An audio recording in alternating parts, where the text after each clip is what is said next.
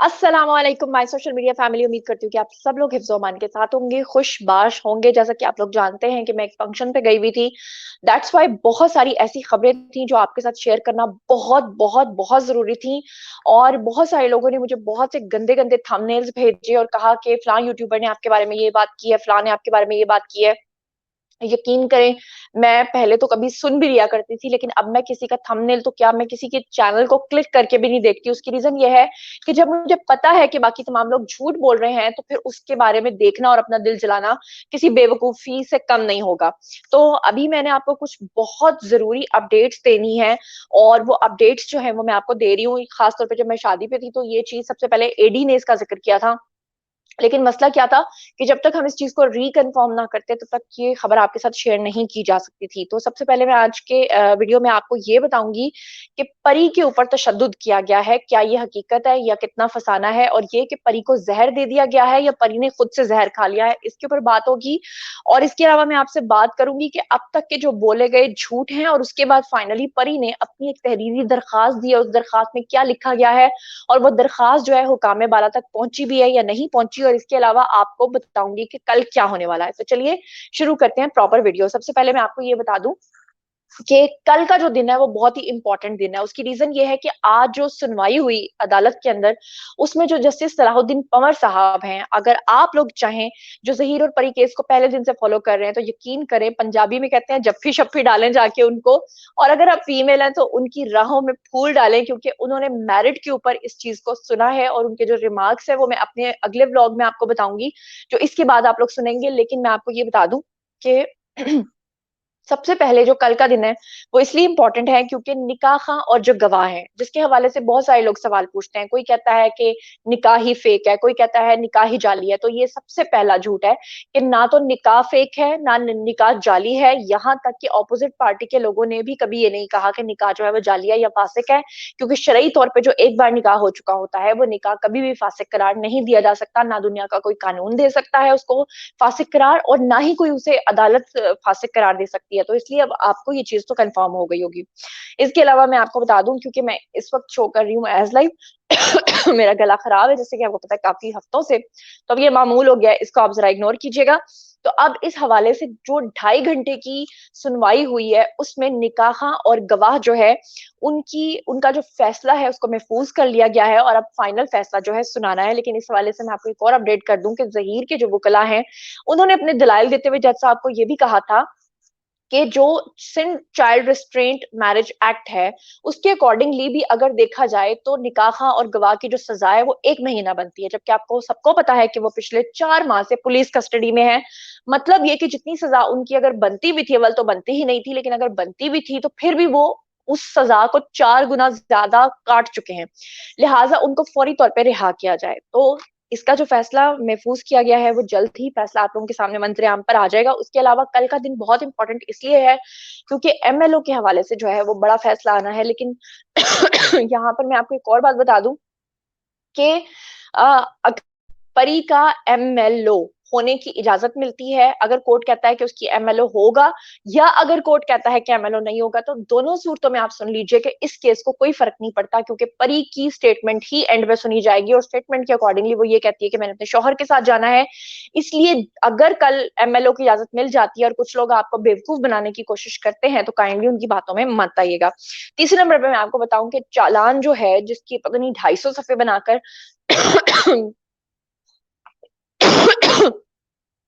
चालान के तकरीबन जो 250 सफ़े हैं, उनको बनाकर जिस तरह से कहा गया है, तो जनाब वो चालान जो है उसको भी चैलेंज कर दिया गया है। और अब हम आते हैं फाइनली परी के हवाले से कि 2 बातें सामने आई हैं। एक तो एक सहाफ़ी हैं जिनको मैंने खुद कभी भी नहीं देखा, लेकिन मुझे लोगों ने रिपोर्ट किया है कि वो खुद को सहाफ़ी कहते हैं। मुझे नहीं पता कि वो सहाफ़ी हैं या नहीं है, लेकिन उन्होंने एक बहुत बड़ी, एक होता है कुल्हाड़ी को के ऊपर पैर मारना, एक होता है कुल्हाड़ी आपके ऊपर आके गिरे, आप खुद जाके अपना पैर कुल्हाड़ी पे मार दें। उन्होंने ये वाली हरकत की, और हरकत उन्होंने ये की है जनाब अली, कि वो खुद अपने मुँह से कह रहे हैं कि परी के जो वालिद मोहतरम हैं, उनको ज़हर देने की कोशिश की गई। और उसमें वो फरमाते हैं कि मुझे किसी ने पानी की बॉटल दी, मैंने वो पानी की बॉटल और कुछ चीज़ें जाकर परी के वालिद को दे दी, और उसमें जहर था। मतलब ये कोई मंतक आपकी समझ में आती है?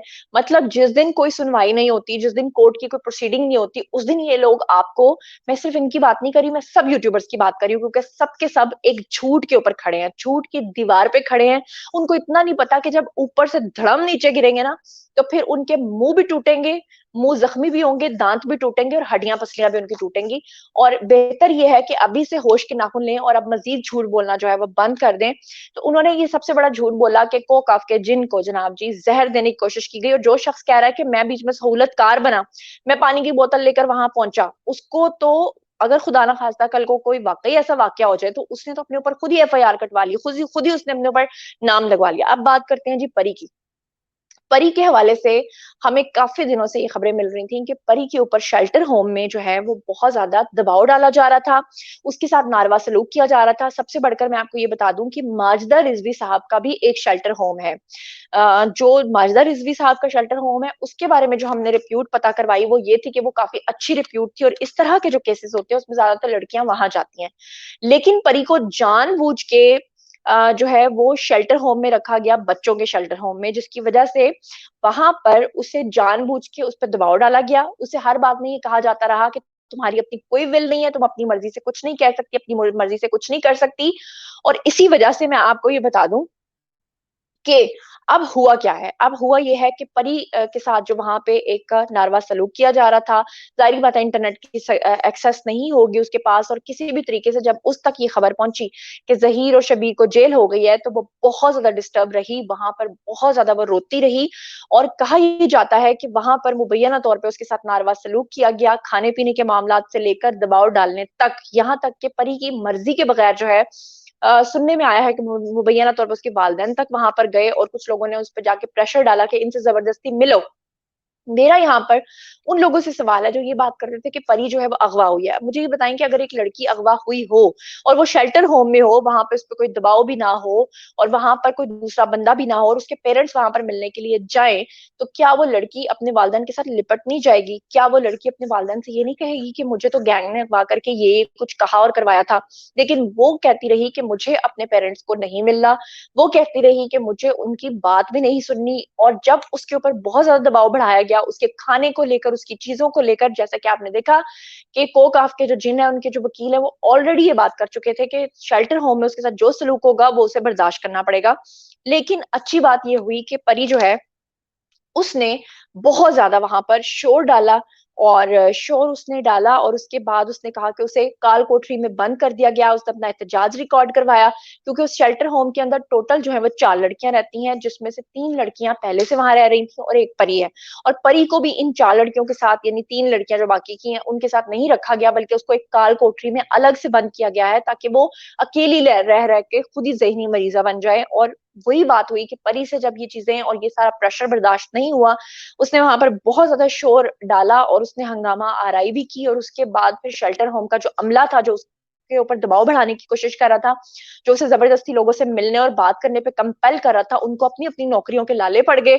और फिर उन्होंने क्या किया? उन्होंने फिर ये किया कि उन्होंने परी से कहा कि तुम जो है वो अपनी एक तहरीरी दरखास्त हमें दो, और उसमें हमें लिख के दो कि तुम क्या चाहती हो। और परी ने हमारी इतलात के मुताबिक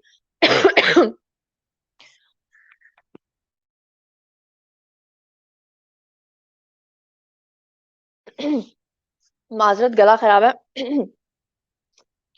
परी ने हमारी इतलात के मुताबिक उस दरखास्त के अंदर फिर ये लिखा कि जनाब, मुझे हर सूरत अपने शौहर के पास जाना है, मेरे शौहर को और मुझे जबरदस्ती इस तरह से कालकोठरी में बंद नहीं किया जा सकता, मुझ पर जबरदस्ती का दबाव डाला जा रहा है। और शेल्टर होम के जो का जो अमला है वो मुबैना तौर पर मेरे साथ ये नारवा सलूक कर रहा है।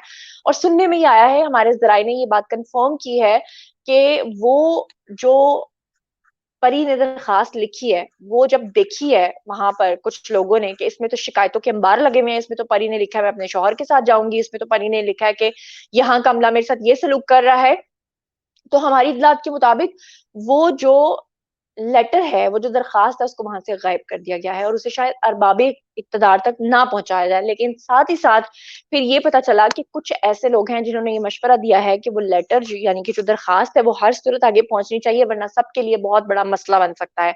अब जैसे ही मज़ीद हमें कन्फ़र्म होगा कि वो अपनी मंज़िल मक़सूद तक वो दरख़्वास्त पहुँची है या नहीं पहुँची है, तो हम आपको अपडेट करेंगे और इसके अलावा मैंने आपको एक खुशखबरी सुना दी है और वो ये है कि जस्टिस सलाउद्दीन पंवर साहब ने ये कह दिया है कि अब परी का बयान भी रिकॉर्ड होगा और परी के पिछले बयान तक यही बात है 100% कि मैं अपने शौहर के साथ रहना चाहती हूँ, मुझे किसी ने अगवा नहीं किया और मैं अपनी मर्ज़ी से आई हूँ।